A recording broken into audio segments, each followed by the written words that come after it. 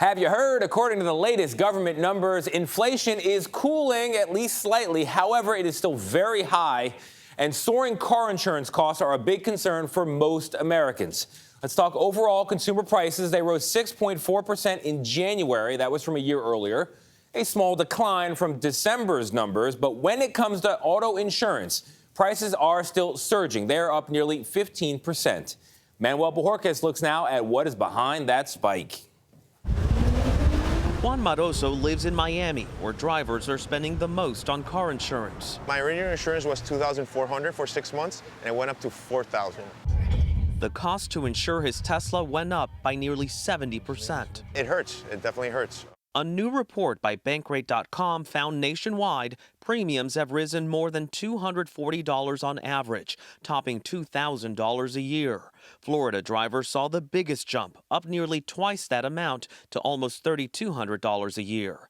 Kate DeVenter authored the report. There's a lot of residents in Florida and the population is growing.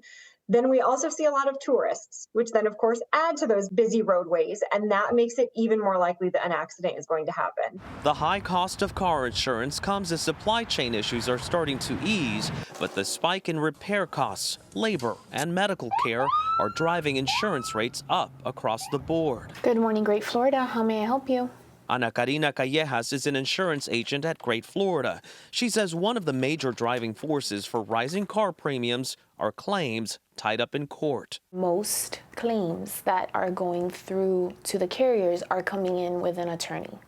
So maybe a claim that could have been closed off rather quickly is now tied up in court with higher and higher and higher expenses. Expenses that are ultimately passed down to consumers. Her office has been taking calls from customers to see if they can get their rates down. Sometimes they got lucky and we will be able to find something, and sometimes we don't. She was able to find Juan Maroso a policy $800 below the $4,000 he was quoted. But she says rates will likely continue to climb. You think it will get worse before it gets better? 100%. Really? Yeah, I think we're not going to see positive changes maybe for like a year or two. You mean rates going down? Right. So with that bad news, some advice now from the experts. They say you should always shop around.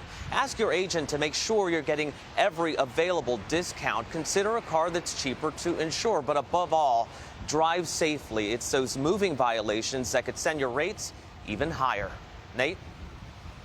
Manuel, on it as usual. We appreciate you.